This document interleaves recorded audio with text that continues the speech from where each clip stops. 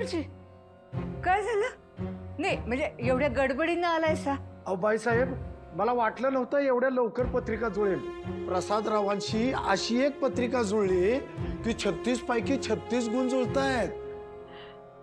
गुरुजी शांतपणे सांगा. माझ्याकडे जी पत्रिका आहे ना, त्या मुलीशी जर प्रसादरावांचं लग्न झालं ना तर तुमच्या घराचा उद्धार होईल. घरात सुख, शांती, समृद्धी दीर्घकाळ टिकेल. बघू बरं पत्रिका. गुरुजी आम्ही केव्हापासून तुमची वाटच बघत होतो बघा. म्हणजे कधी एकदा पत्रिका जुळणारी मुलगी येतेय आणि तिचं लगीन आमच्या प्रसादरावांशी लावून देतोय असं झालंय बघा आमासनी. शशिकांत बघा पत्रिका बघा आणि पोरीच्या घरच्यांना ताबडतोब बोलवून घ्या. राजश्री शंकर जगताप. राजश्री शंकर जगताप. हो गुरुजी, डोकं पडला का तुम्ही? का भांगून पत्रिका बघता? त्या दिवशी आजीने काय सांगितलं होतं? त्या सूर्याच्या बहिणीची पत्रिका लांब ठेवा म्हणून. ती पोरगी या घरात चालणार नाही. रामबा शान डोक्याने विचार कर. तुझ्या जीवापेक्षा दुसरं काय महत्वाचं नाही बघ. ही पोरगी सून म्हणून आली ना तर तुझा जीव वाचल. गुरुजी सांगतात तसे आणखीन भरभराट होईल आणि त्या सूर्यानं केलेल्या अपमानाचा बदला बी घेता येईल. आजी, हे असल्या गुरुजींवर तुझा विश्वास आहे? हा, या म्हाताऱ्याला सांगितलेली एक गोष्ट लक्षात राही ना. सत्यजित बाईसाहेब, मला माहित नव्हतं ही तीच पत्रिका आहे. पण योगायोगानं नेमकी तीच पत्रिका माझ्या हातात आली आणि माझ्या अभ्यासानं मला जे सांगितलं तेच तुम्हाला सांगतोय. तुझा अभ्यास तुझ्यापाशी ठेव, कळलं का? ती पोरगी आम्हाला या घरात नकोय. हा तुमचा निर्णय आहे.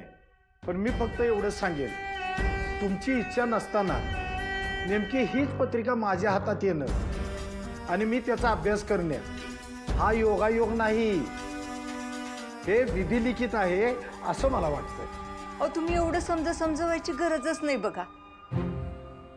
पण काय आहे ना, तरुण रगत आहे, जरा लवकर तापतं या. अहो तुम्ही एवढे दिवस आमच्या घरातली शुभ कार्य बघताय हे माहित नाही होय आमासनी? हा सत्यजितराव, आपली पायरी ओळखायला शिका. आता कुणाशी कसं वागायचं याचे धडे आम्ही द्यायचे का तुम्हासनी? हा, माफी मागा गुरुजींची, माफी मागा. अरे काजू, पण मी इथं उभी आहे ना, तिथं फोन ठेवला तर मी कशी दिसणार? त्याचं डोकं लाव की जरा. अगं राजू, काजूला डोकं लावायला सांगते वय, त्याला जमणार आहे का? ए, मला काय येडा समजला काय? दुकानातली सगळे कामं सोडून तुझ्यासाठी आलो बरं का. तर आणि तू जर ओरडलीस ना सरळ दुकानात निघून जाईल.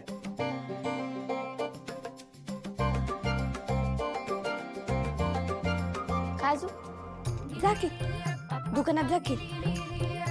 राजू ताई तुला परत घरात तरी घेईल का? लवकर जागा बघ, लाईव्ह सुरू करायचे. जा. ए असिस्टंट, तुला कशा आणलाय? बघ ना जागा, दे ना लवकर जागा बघून. जा बघ. तर तुम्हाला नाही जमलं की आमच्यावर वरडा. बघतो हा. काम कर काम कर काम कर. हा हा. निर्भय म्हणणारे प्रचंड स्वामी बळपाटी शिरे अतर्के अवधूत हे स्मरण आम्ही शक्य हे शक्य करतील स्वामी.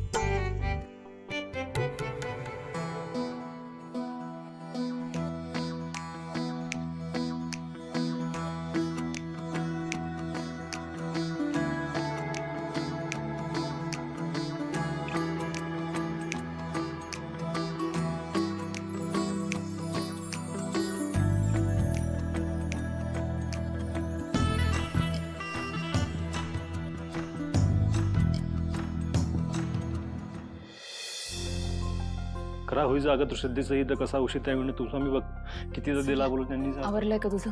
मला जरा बंगल्यावर सोड ना. मला तेजूला घेऊन सोनोग्राफीसाठी निघायचंय. चल लवकर, अपॉइंटमेंट मिस नाही करायची. लवकर चल. Ready? Lights, sound and action. नमस्कार, मी राजश्री जगताप.